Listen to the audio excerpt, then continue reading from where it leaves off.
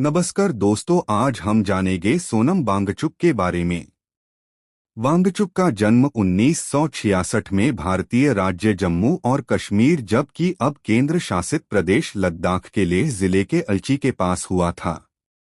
9 साल की उम्र तक उनका दाखिला किसी स्कूल में नहीं हुआ था क्योंकि उनके गांव में कोई स्कूल नहीं था। उनकी मां ने उन्हें उस उम्र तक अपनी मातृभाषा में सभी बुनियादी बातें सिखाईं। 1975 में उनके पिता सोनम वांग्याल जम्मू और कश्मीर सरकार में चुने गए जहां वे मंत्री बने। 9 साल की उम्र में उन्हें श्रीनगर ले जाया गया और वहां के एक स्कूल में दाखिला दिलाया गया। चूंकि वे दूसरे छात्रों से अलग दिखते थे, इसलिए उन्हें ऐसी भाषा में संबोधित किया जाता था जो उन्हें समझ में नहीं आती थी, जिसके कारण उनकी प्रतिक्रियाहीनता को उनकी मूर्खता समझ लिया जाता था। वे इस दौर को अपने जीवन के सबसे अंधकारमय दौर के रूप में याद करते हैं। इस व्यवहार को सहन न कर पाने के कारण 1977 में वे अकेले ही दिल्ली भाग आए, जहां उन्होंने केंद्रीय विद्यालय के प्रधानाचार्य के सामने अपनी बात रखी। वांगचुक ने 1987 में राष्ट्रीय प्रौद्योगिकी संस्थान श्रीनगर, तब आरईसी श्रीनगर, से मैकेनिकल इंजीनियरिंग में बीटेक पूरा किया। इंजीनियरिंग स्ट्रीम चुनने को लेकर अपने पिता के साथ मतभेद के कारण उन्हें अपनी पढ़ाई का खर्च खुद उठाना पड़ा। उन्होंने 2011 में फ्रांस के ग्रेनोबल स्थित क्रेटर स्कूल ऑफ आर्किटेक्चर में अर्थन आर्किटेक्चर में 2 साल की उच्च शिक्षा भी ली। 1988 में स्नातक होने के बाद वांगचुक ने अपने भाई और 5 साथियों के साथ लद्दाख के छात्र शैक्षिक और सांस्कृतिक आंदोलन सेकमोल की शुरुआत की। सासपोल के सरकारी हाई स्कूल में स्कूल सुधारों के प्रयोग के बाद सेकमोल ने सरकारी शिक्षा विभाग और गांव की जनता के सहयोग से ऑपरेशन न्यू होप शुरू किया। जून 1993 से अगस्त 2005 तक वांगचुक ने लद्दाख की एकमात्र प्रिंट पत्रिका लद्दाख मेलों की स्थापना की और उसके संपादक के रूप में भी काम किया। 2001 में उन्हें हिल काउंसिल सरकार में शिक्षा के लिए सलाहकार नियुक्त किया गया। 2002 में अन्य एनजीओ प्रमुखों के साथ मिलकर उन्होंने लद्दाखी एनजीओ के एक network Ladakh voluntary network LVN की स्थापना की और 2005 तक सचिव के रूप में इसकी कार्यकारी समिति में कार्य किया। उन्हें लद्दाख हिल काउंसिल सरकार के विजन डॉक्यूमेंट लद्दाख 2025 की मसौदा समिति में नियुक्त किया गया और 2004 में शिक्षा और पर्यटन पर नीति तैयार करने का काम सौंपा गया। दस्तावेज को औपचारिक रूप से 2005 में भारत के प्रधानमंत्री मनमोहन सिंह द्वारा लॉन्च किया गया था। 2007 से 2010 तक उन्होंने शिक्षा सुधारों के लिए शिक्षा मंत्रालय का समर्थन करने के लिए काम करने वाले डेनिश एनजीओ MS के लिए एक शिक्षा सलाहकार के रूप में काम किया।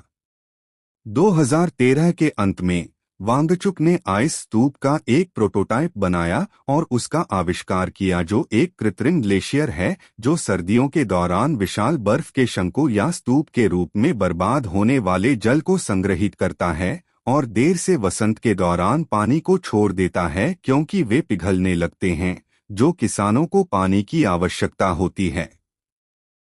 उन्हें 2013 में जम्मू और कश्मीर राज्य बोर्ड ऑफ स्कूल एजुकेशन में नियुक्त किया गया था।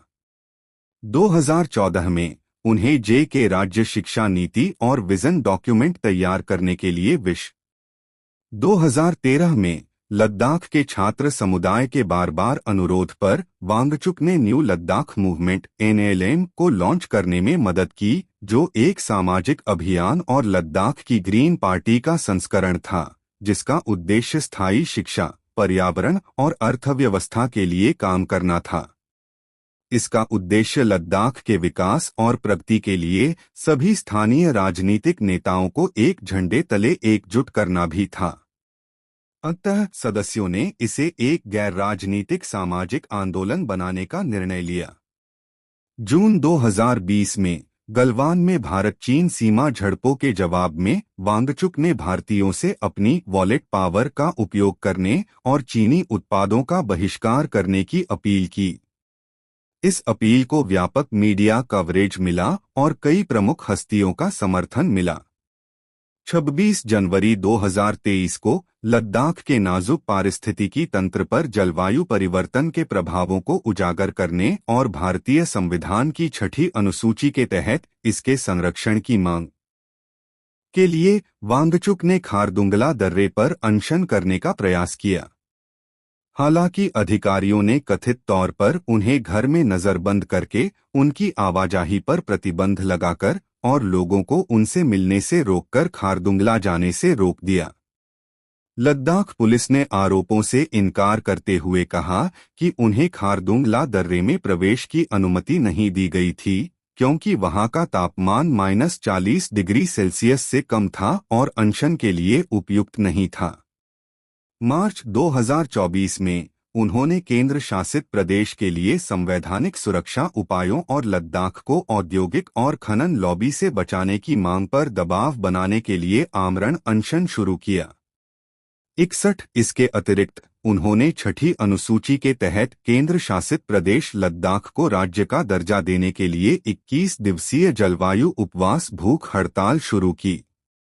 30 सितंबर 2024 को अपनी मांगों के लिए लद्दाख से दिल्ली तक पैदल यात्रा के दौरान वांगचुक और उनके समर्थकों को दिल्ली पुलिस ने सिंघू सीमा पर हिरासत में लिया और 2 अक्टूबर 2024 को रिहा कर दिया गया। दिल्ली में उन्होंने घोषणा की कि अगर उन्हें भारत के संविधान की 6ठी अनुसूची के तहत लद्दाख को शामिल करने की उनकी मांग को संबोधित करने के लिए प्रधानमंत्री नरेंद्र मोदी, राष्ट्रपति द्रौपदी मुर्मू या केंद्रीय गृह मंत्री अमित शाह से मिलने की अनुमति नहीं दी जाएगी तो वे अनिश्चितकालीन भूख हड़ताल पर चले जाएंगे। 26 सितंबर 2025 को वांगचुक को राष्ट्रीय सुरक्षा अधिनियम के तहत लद्दाख में गिरफ्तार किया गया और राज्य के विरोध के बाद भड़काऊ बयानों के साथ भीड़ हिंसा भड़काने के आरोप में जोधपुर जेल में स्थानांतरित कर दिए गए। हाँ तो दोस्तों, आज जो हो रहा है सोनम वांगचुक के साथ, तो क्या सही हो रहा है या फिर गलत? कमेंट बॉक्स पर अपनी राय दीजिए। धन्यवाद दोस्तों, मेरे YouTube चैनल को सब्सक्राइब करिए इसी तरह की वीडियो के लिए।